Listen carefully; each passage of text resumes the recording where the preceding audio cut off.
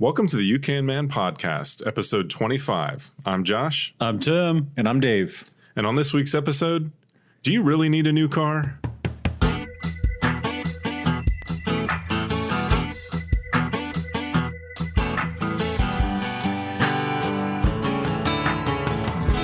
All right, guys, welcome back to the You Can Man podcast, where we believe what one man can do, you can do as well. Guys, how was your week? It was good, and I need to clarify something from the last podcast. Oh, yeah. Don't be an animal. I feel like there could be a lot of I do too, clarification. actually. Okay, well, quick Here we clarification. I'm going to try and make myself all the listeners so they can understand me. It wasn't okay? the last podcast. I feel like I'm not going to be able to. the Okay, one two before. podcasts ago, I'm not going to be able to explain myself as well as I'd like to, but I'm going to try. So we talked about airline travel, and I said, hey guys, just throw on a sport coat. Okay, let's class it up just a little bit because we're not driving in our cars. We're flying through the air. Right. We're being shot through the air, and it's, we need to take it seriously, and you need to put your best self out there, right? Yep. That is my dream, okay? Yes. That everybody just kind of dresses up just a little bit, all right? So, It wouldn't be so bad if everyone did that. it wouldn't be a worse world, okay? And I'm not expecting everyone to do that. What I'm expecting people to do is not, don't wear pajama pants onto the airplane. That is my bar, okay? That's really what I'm getting at. If you wear jeans, it's fine. I have no problem with that. I have flown in jeans. Most of my the time that I'm on airplanes is when I'm going to a site visit. I'm wearing jeans and work boots, okay? But if I'm not doing that, I'm probably throwing on a sport coat. So something to think about. Your ideal world, we would still kind of dress like we were in the 60s. Yes, Okay. we would. Nothing wrong with that. I've got a redaction because here we I go. said, well, not a full redaction, but I said that kudzu bugs came in 6 years ago. That's because I was reading an article from 2015 that said 6 years ago. Okay. So it was Tim, actually you gotta check. 2009. Did your gardening club go crazy and send your emails? Yeah. And Well, I think, to my point, some people did. We've had multiple people who we know who listen to the podcast come up and say, Dave, really a sport coat? Anyway, Tim, I apologize. yeah. Anyways, kudzu bugs came in Update. 2009. Okay. And I'm pretty sure that I noticed them in my yard much sooner than 4 years ago. It had to have been much sooner than that.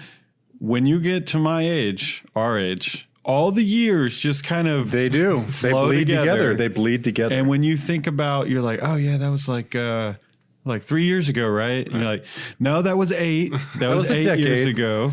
I'm Yeah. told it's not going to get any better No, I in don't that regard. think it gets worse. Anyways, Josh, how was your week?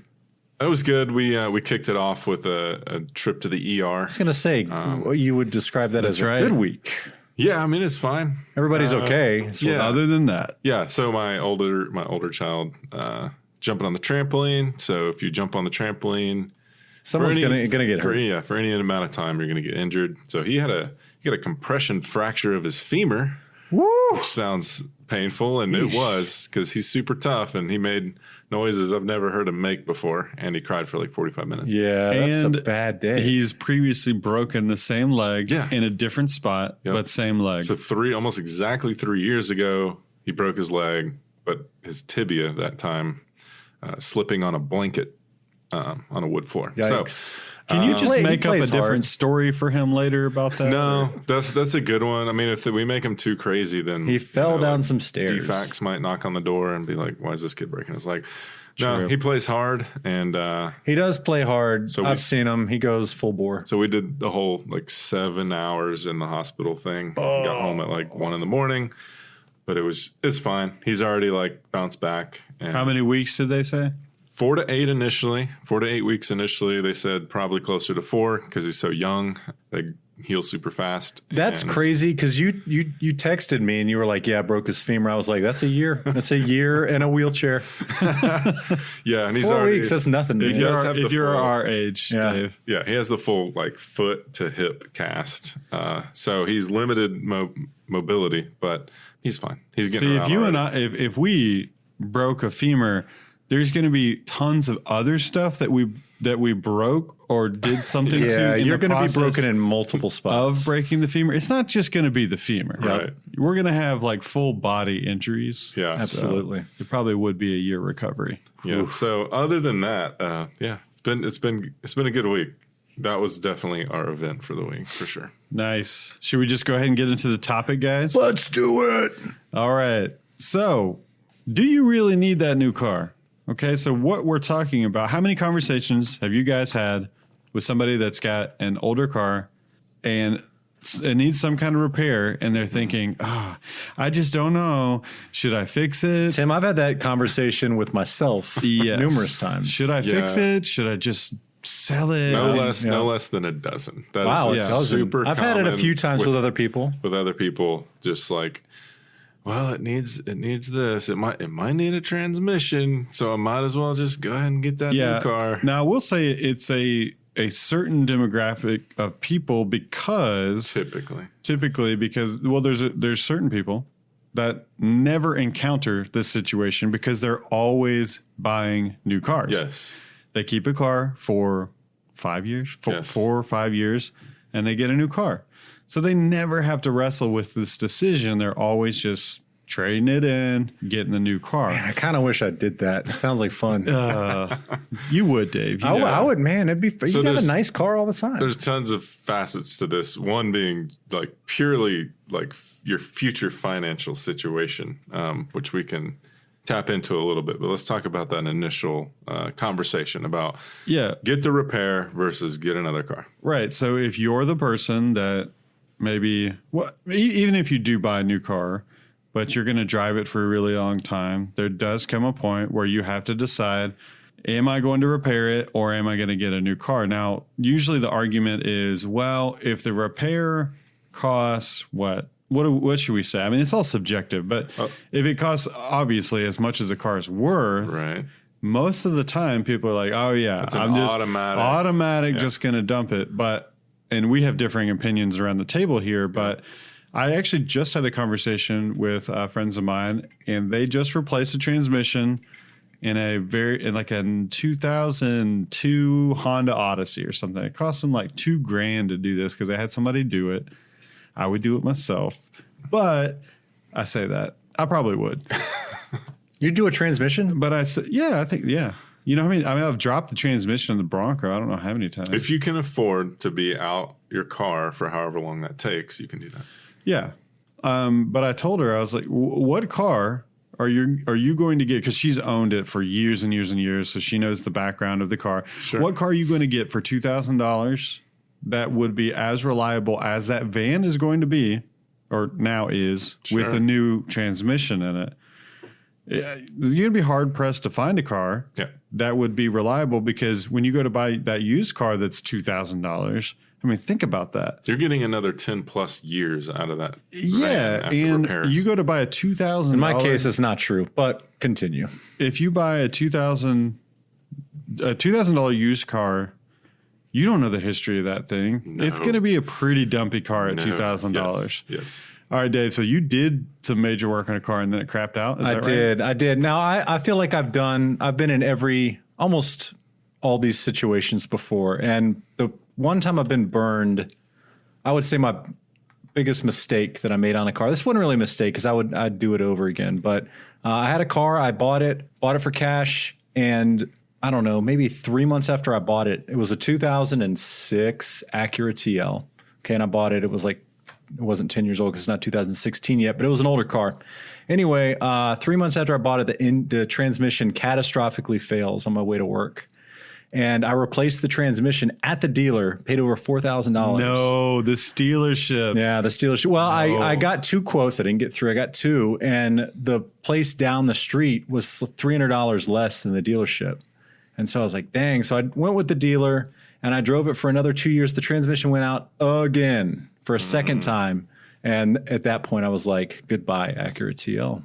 Yeah. Sold it. Unique situation. It was a unique situation. I would agree with you guys in general. If you have a very inexpensive car, $2,000 car is a cheap car, and it's otherwise reliable, I would generally replace that transmission. Especially if you've done other repairs and you know the repair history. Yep. Now, I will say that in your circumstance, I would have done research, seen if other people are having this very similar problem with like a rebuilt transmission.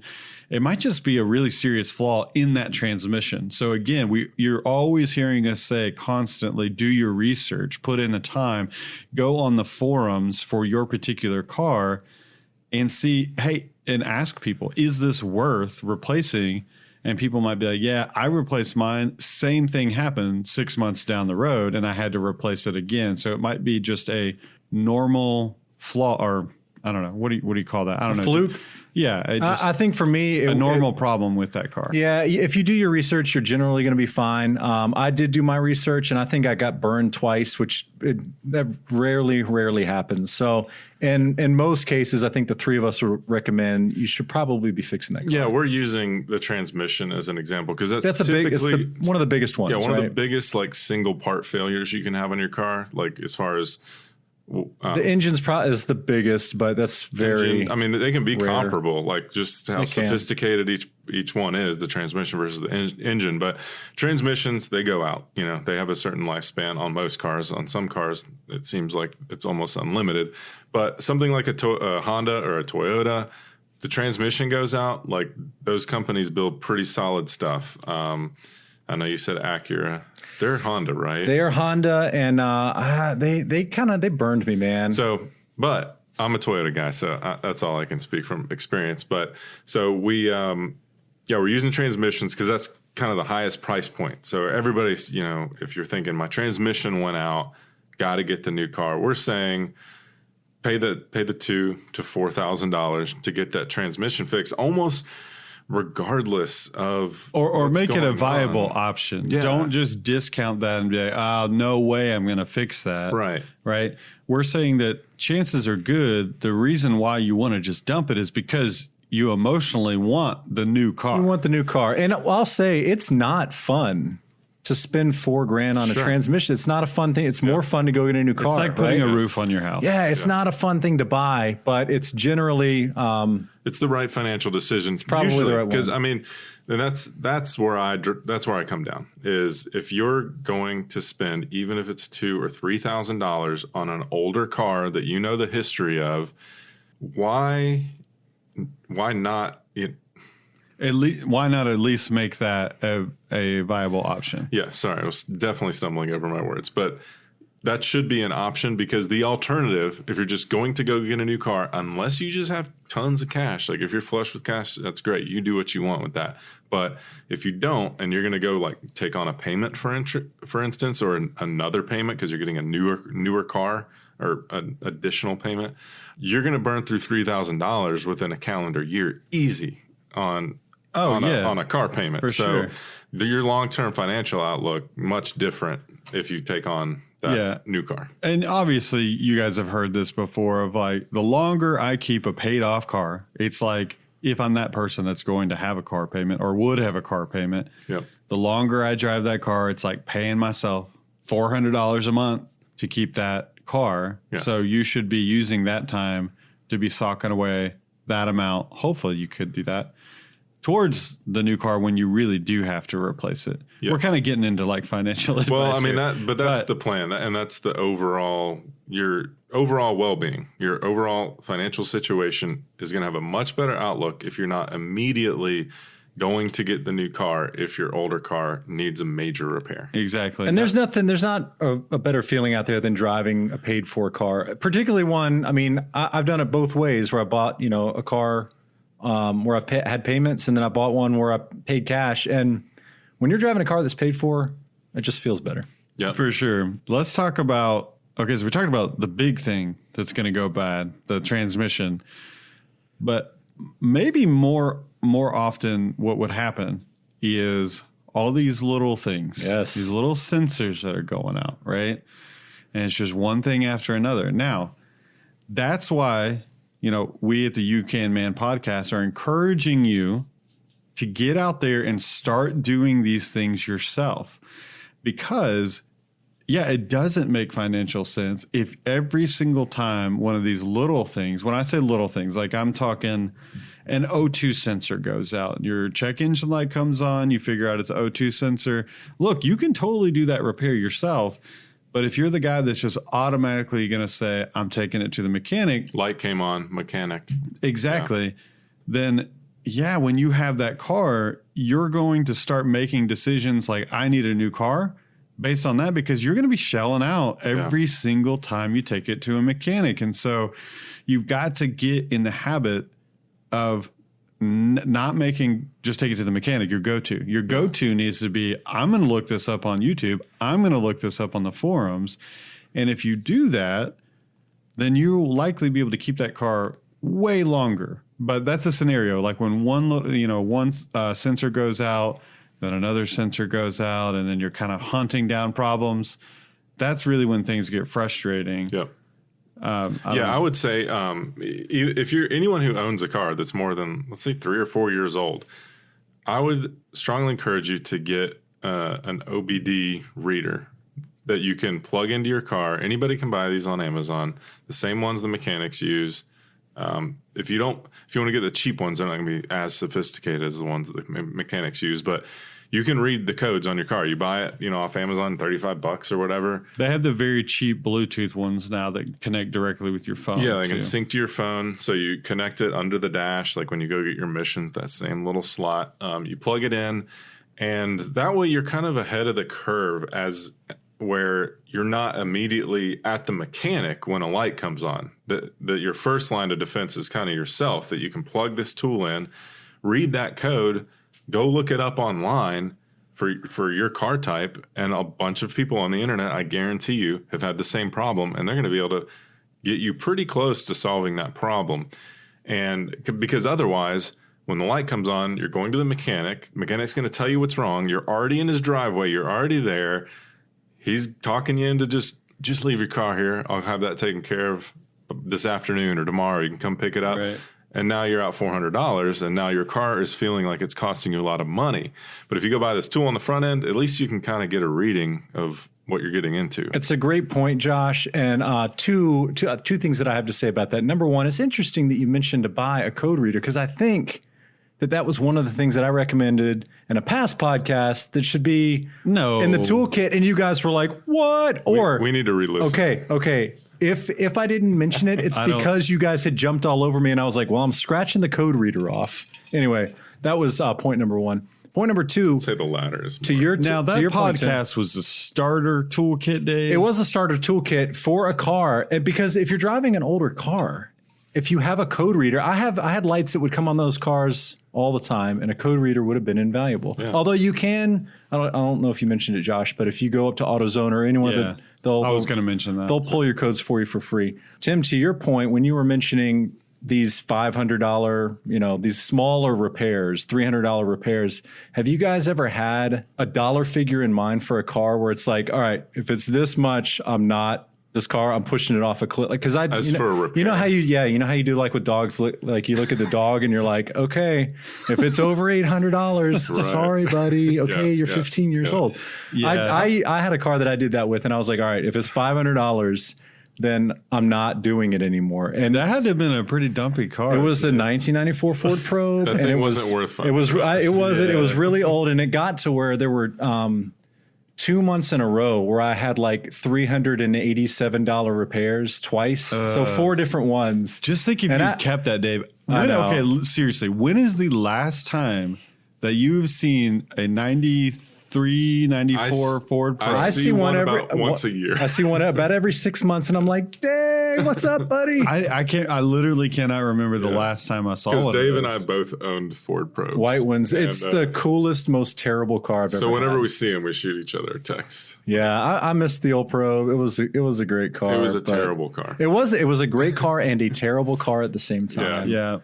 Rest in peace. Another thing to consider too, you might be coming up on needing tires. Yep. Okay, so that's something to consider. That can be a pretty big expense. I have a 98 Explorer, and my last set of tires, which is currently still on there, I sprung for the top of the line Michelin.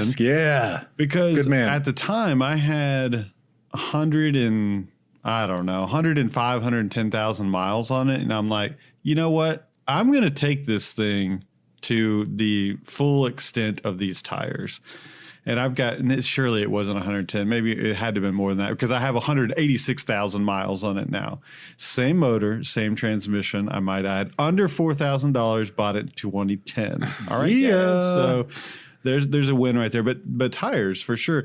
Don't be afraid to go buy used tires. Retreads?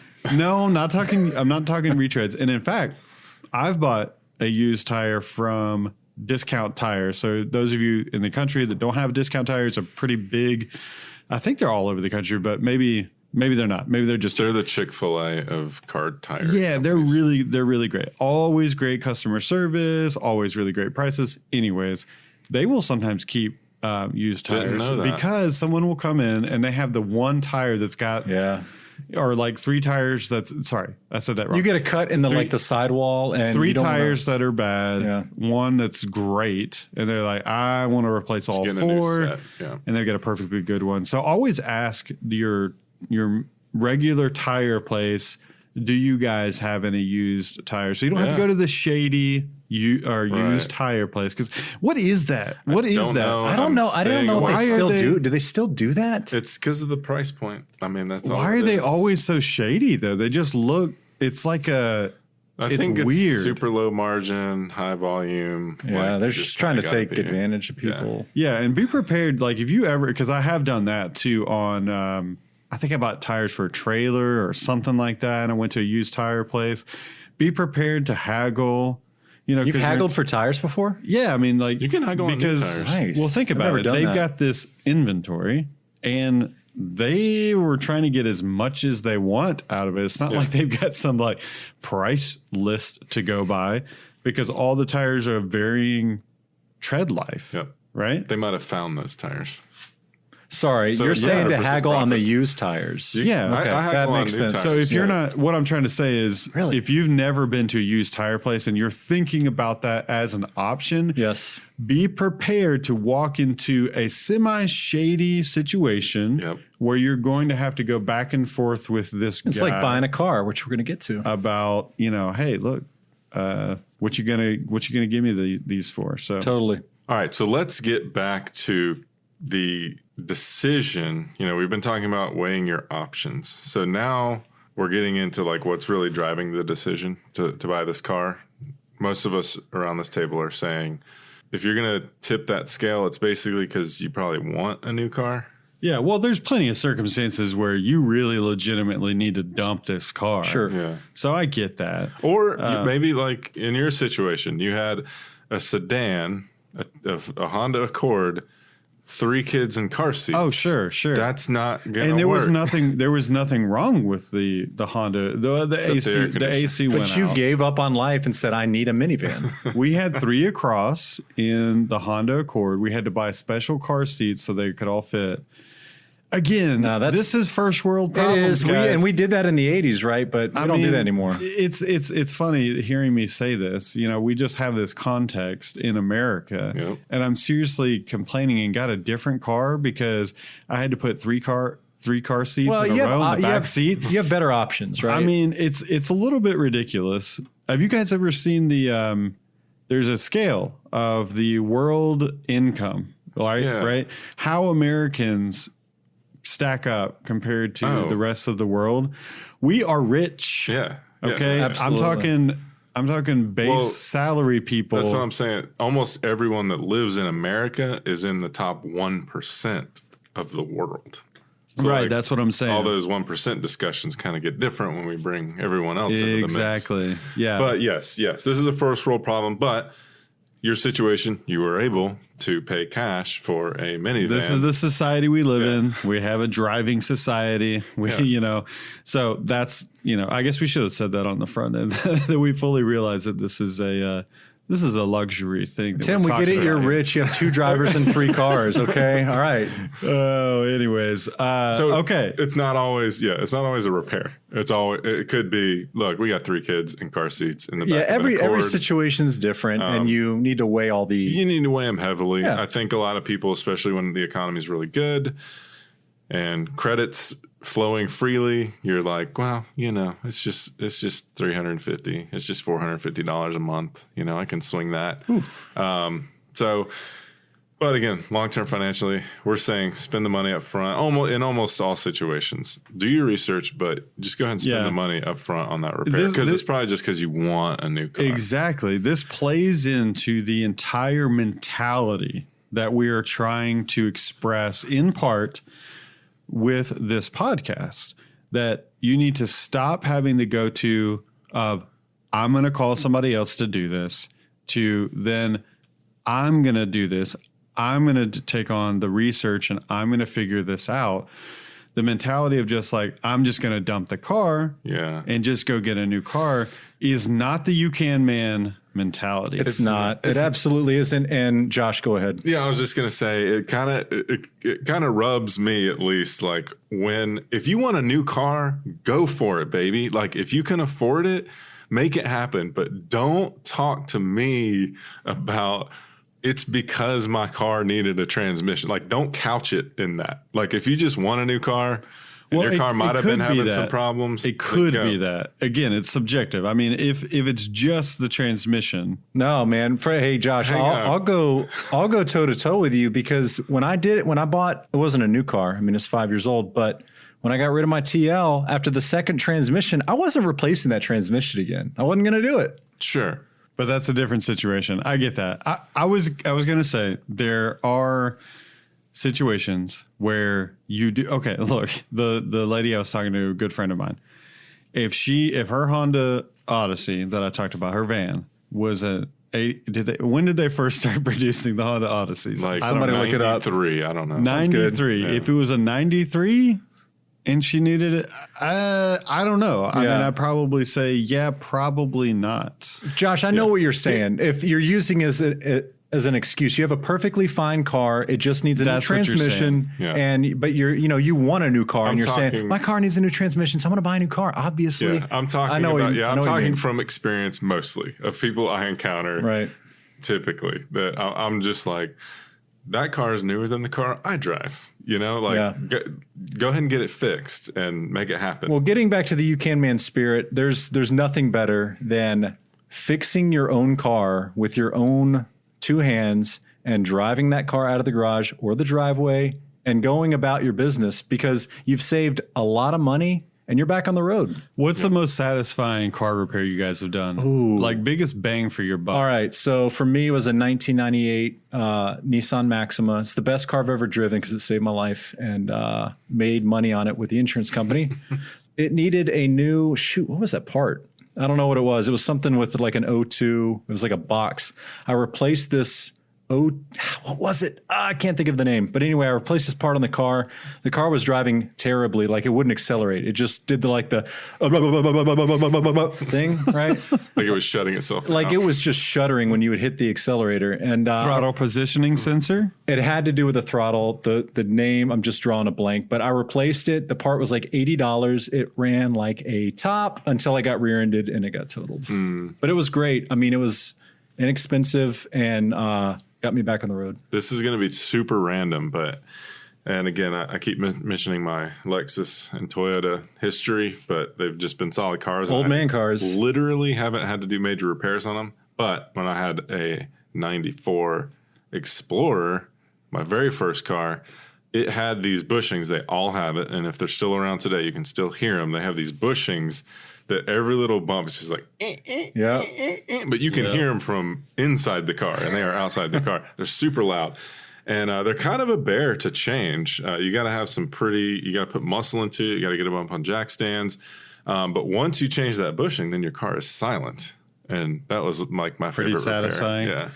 Yeah. I would probably say the pump shaft in a 1997 Ford Taurus and the transmission.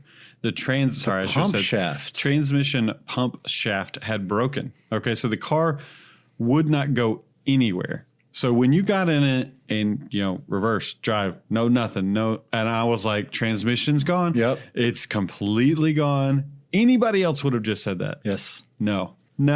I went online, started digging around. Did you go on the Ford Taurus forum? There's nothing better than like the car forums, because you can find the answer to anything on there. And come to find out, somebody said, yeah, it might be your pump shaft because it wasn't circulating any transmission fluid. So there's no pressure. There was nothing. It couldn't get into any gear. Sure enough, that was it. I had to take the side of the transmission off. And that was Change it. that pump shaft, you were good to go. Yeah, and good to go for maybe it was the next 6 months or so. But hey, the cost of that, and at the time, I wasn't making a whole lot of money, so it was well worth doing.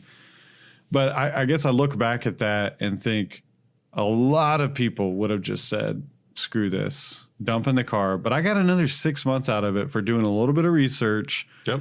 And I don't know how many hours it took me. It probably was like a half a day job. I don't think I knew you drove a Taurus. It was my father-in-law's car, and he wanted a new car, so he actually gave us. Was it the show? No, that would have been awesome. That was a great car. No, but it already had tons of miles on it, I think, when we got it. And it was, it was well used, but it was good. It's a good car. Okay, so we've talked, I think, exhaustively about the decision-making process of should I dump the car, should I get the new car? We're erring more so on the side of, hey, don't let that be your go-to, getting a new car. You need to really think this through, do repairs yourself. If all those options are exhausted, you got to get a car. Or you just want to get a car. We're going to talk a little bit about buying a car. I do feel like we're probably going to do an entire show on this at some point in the future. There's a whole financial show. Totally. But or just car buying stories, honestly, of having to meet up with random people. I've got that before. Okay. Anyways, but Dave said he's got the most experience. Maybe I didn't say that, but I do. I bought several cars. I don't know, 5, 6, 7 cars, and I'll just say this, all right? Where you're buying the car from, they're out to take advantage of you. Okay, I shouldn't say take advantage of you. Are we talking dealers? If you go to a reputable place, a dealer, a reputable dealer, they're not out to take advantage of you, but they're trying to squeeze the most money that they can out of you. And so you just have to be cognizant of that fact. And you need to do your research before you go in there, and you need to know what you're talking about. And if it's intimidating for you, I think it's intimidating for anybody. Take somebody who's done it before with you. That's probably the biggest mistake I made when I bought my first car on my own. Is I was naive, and I went to the dealership and I put up no fight anywhere for anything. And I mean, I really got taken advantage of. I can't fathom even going to a dealership. Yeah. It's so weird to me to think of going. Now, was this a new car? No, I've never bought a new car. That is kind of a dream of mine, is to buy a brand new car that has 4 miles on Just it. overpay for it. That would be so great. I've never had to deal with the dealership. I've always bought. Most of the cars that I've bought are a used car at.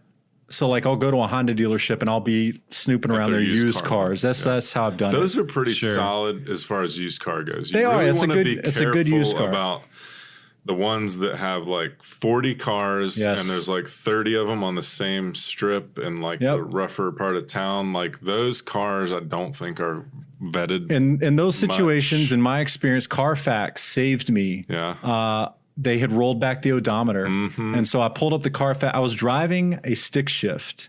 Okay. It was a stick shift Honda Accord. And my wife was in the passenger seat. And I had her pull up the Carfax as we're driving it. And this car had 87,000 miles on it. Nope. It was 246 that they had rolled it back. Wow. And obviously didn't buy that car. So you need to do some research. We, when we sold the Ford Probe, it popped up on Craigslist a few weeks later with less miles than we sold it for. Yeah, we reported it to I don't think I knew that. Or something. Anyway, so I have this is just going to be my spiel on buying a car, because I've bought a car off of Craigslist. I believe the car I currently drive was off of Craigslist. Met the guy near my office, test drove it, looked at the Carfax. He'd owned it since birth, and it was an old man with a Lexus, and he just babied it. Thing's cherry. Lived in a garage for me to abuse later. But I'm sneaking. I bought that car for $7,500 in 2014, so we're over 5 years ago. $7,500. It's creeping up on 180,000 miles right now. I have the math right here. I've spent $145 a year outside of tires, oil changes, and brakes. Nice. So That car Nice. is costing me $145 a year outside of The normal things that maintenance you're going to stuff. buy. Yep. So, And your insurance is cheaper than a yes. newer car. Now Your listen, this taxes- car is ugly. It's a 2003. I don't think it's ugly. It's the all right. I have strong opinions about this. It's probably the ugliest Lexus that you could buy. Yes. in my Really? opinion. I Yeah, agree, yes. it's the worst. It's the worst. It's like a transitional. I think gear. I think it's just it's a little bland. super Yeah, bland. it's, but it's, it's a not boring ugly. car, It's and it's a- got a V6, but it's super slow. It's a detuned. 2003 glorified Camry. Yep. Which now listen, All Lexuses are. Well, they were. This goes back to the like need versus want. Like it's ugly. I look at every other car in the parking deck and I'm like, oh, that's nice, but like I don't have a payment on it. And you're like, that $400 in my pocket every yeah, month is and nice. It costs me nothing. Yeah. So, other story about the other car we drive is a 2007. So it's coming up on 12 years. 4Runner, Toyota product. Super solid. Again, one major repair, and it was a bearing in the right rear wheel or something, which is nothing. That, as far as buying that car, we had cash to buy that car. And cash is king, baby. Like if you're walking into a place or to a person that you met on Facebook or wherever, and you have cash with you, like not physical cash, but if you are paying cash for this thing, you're going to be way more selective on your choices because it's your money. If you're going to a dealership, either hoping they loan you money or going like with financing from your own bank, then it's kind of someone else's money and you spend that money differently, right? So if you're going to a place to give you a car and they're also financing, that's like the worst situation you can put yourself in. It is because they know that there is a limit to the amount of money that you'll be loaned, but that limit there's a slidable scale, right? Yes. And the people that are selling it max know you that. out. I mean, if you go there, if you're buying a car for cash, it's the best situation, obviously. They don't like selling cars for cash. They don't, and I've said before, like this is all of the money that I have Yeah. to get. Like this is it, and so that's that's a tool in your tool bag in that situation. So if you're nervous about negotiating, and there's 1,000 things about negotiating we could talk about, but A, have cash. This is Josh's rules. A, have cash. B, know what you're talking about. Go in, with your research being done for every little feature and whatever you want on that car, and know your bottom line.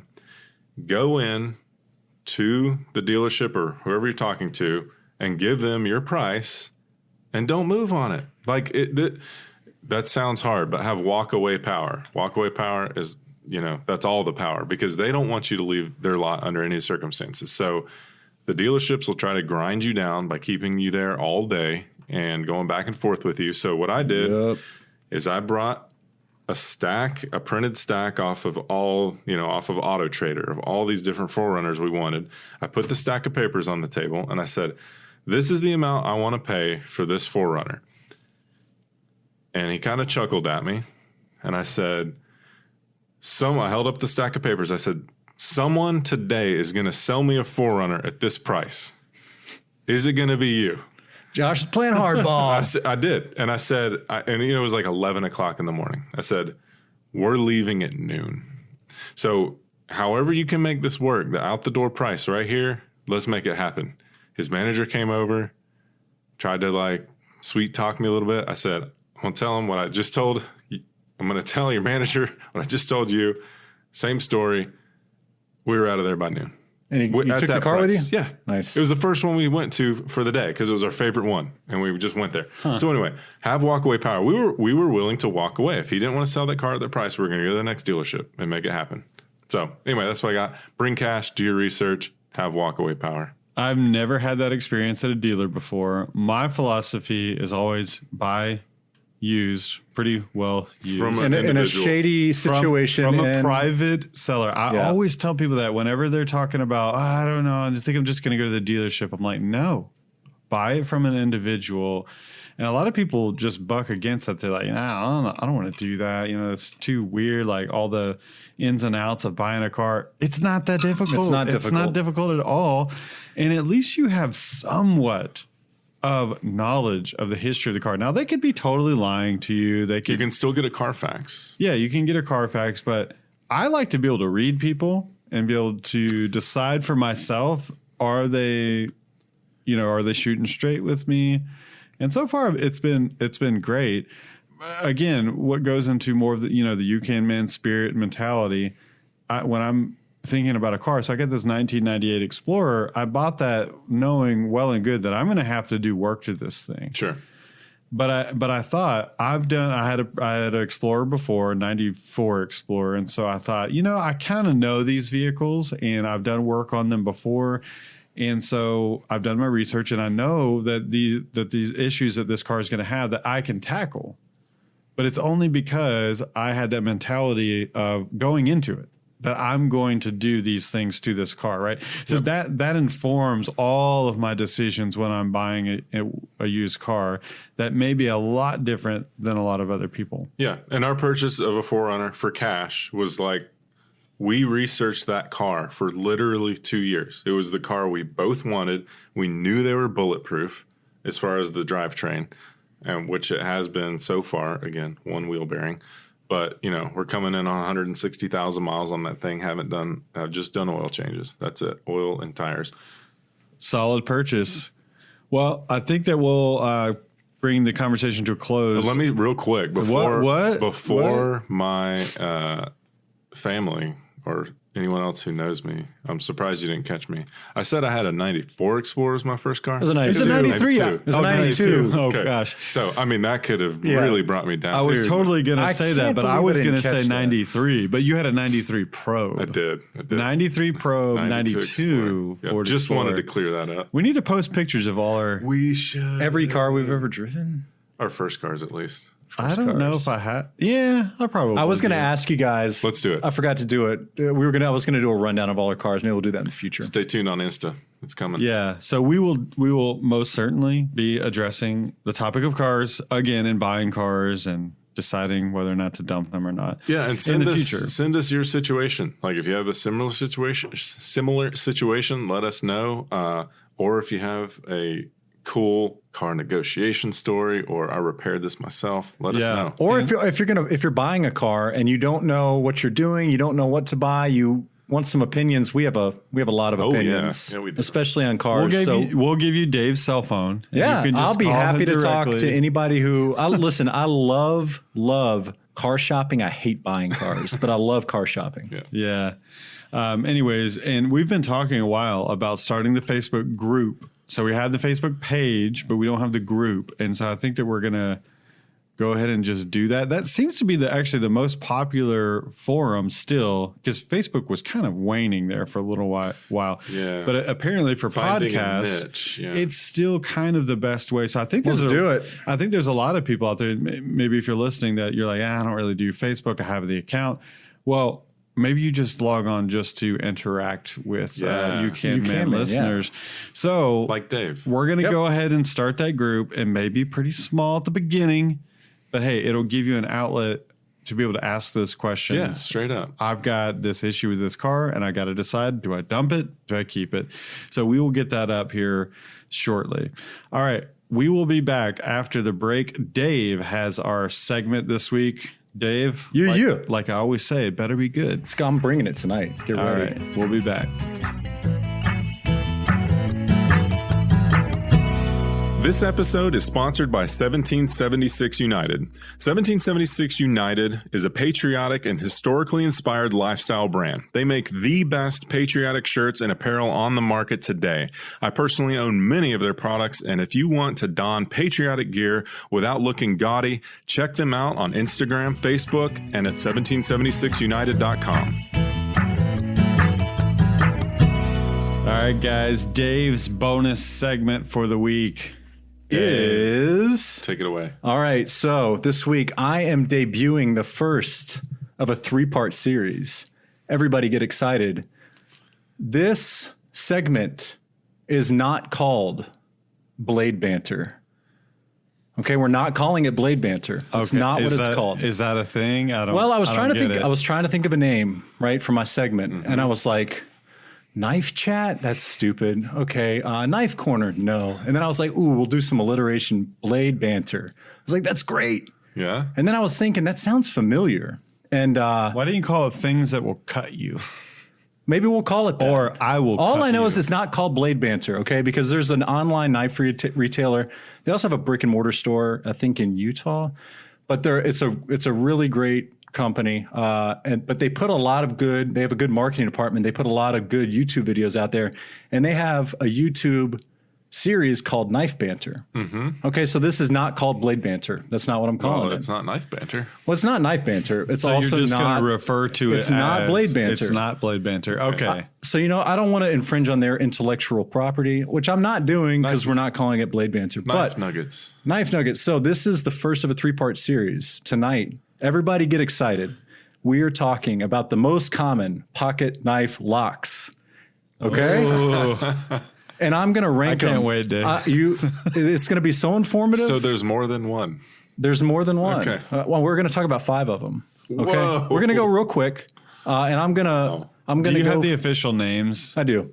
Okay. And Because we're I would gonna- be interested to hear what we call those. Because I'm already thinking in my head the thing on the back that you push. Yeah, with your that's the first one I'm going to talk about. I'm going to rank them from worst to best, in my opinion. Okay. Okay. And we're going to talk about them real quick. And then I'm going to have 2 more parts. It's going to be great. Everybody's going to love Is it. liner lock one of them? We're going to get there. taught me that Quit term. stealing my thunder. All right. So here we go. I brought my knives. All right. Dave has a bag of knives A leather in bag. a leather, what looks to be like an overnight kind of little toiletry.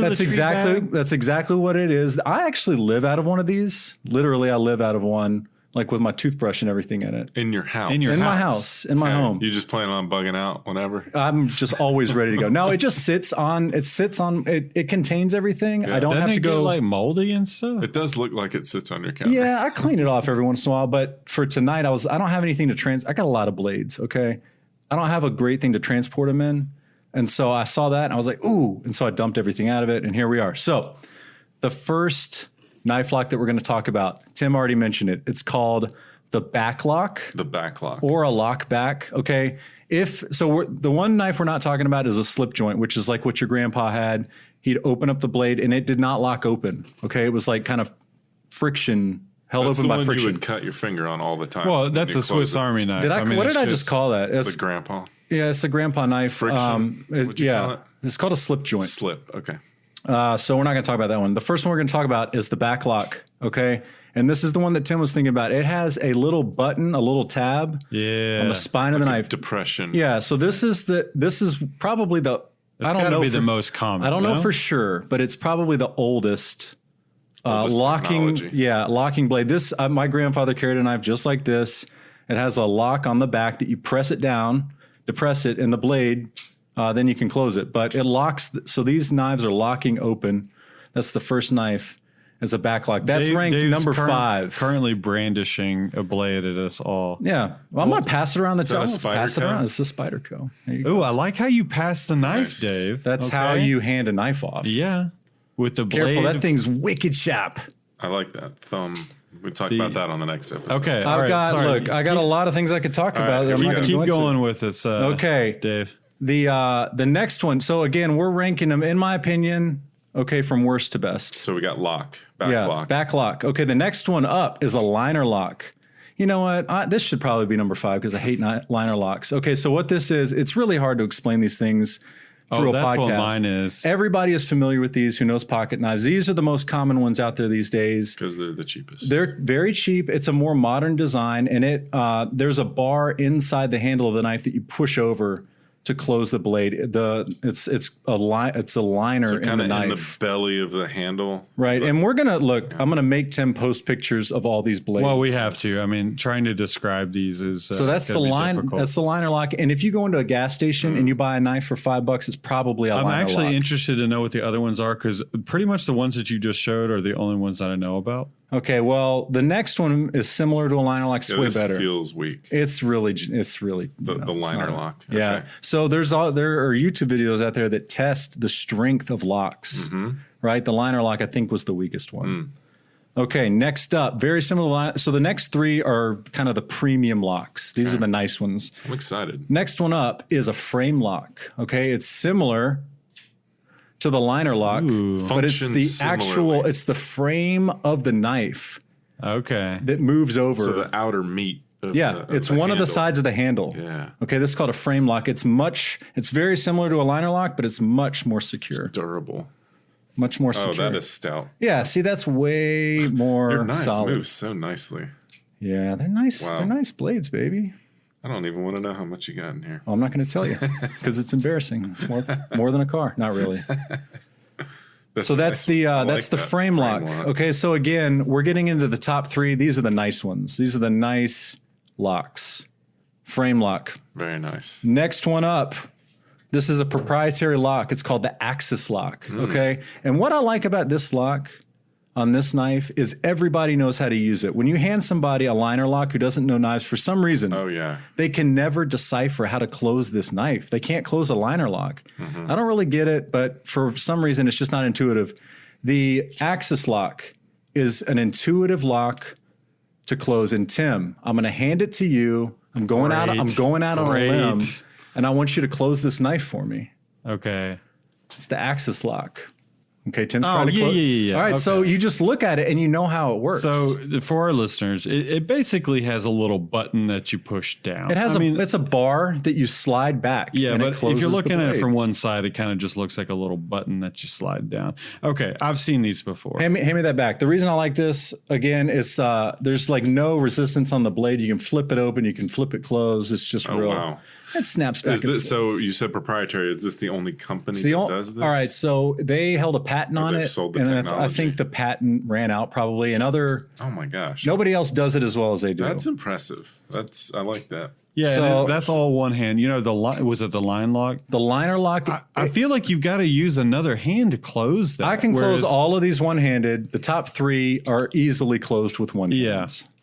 Okay, what's the best? What's the best, Dave? The best one, the number 1 lock on the planet, in my opinion, That's is the nice. compression lock. Compression. The lock. vaunted, and all of you knife, all you Enthusiasts. knife fans out there, you guys are, just screaming at your phones and your radios right now saying, yes, the compression lock, it's the best. I totally agree with you. Again, it's I believe a proprietary lock. It's a Spyderco lock. And it's just your hand. So it's again kind of like the liner lock, but it's positioned differently.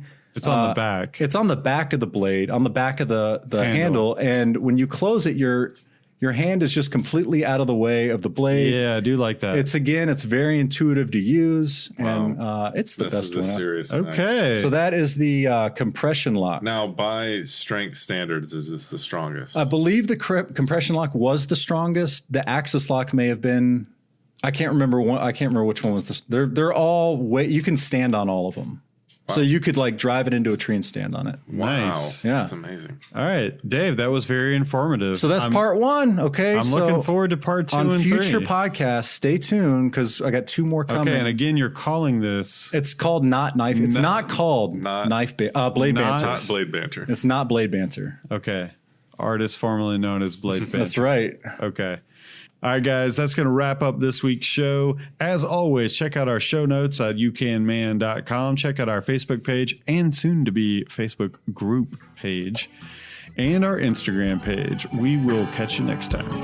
See you. Bye.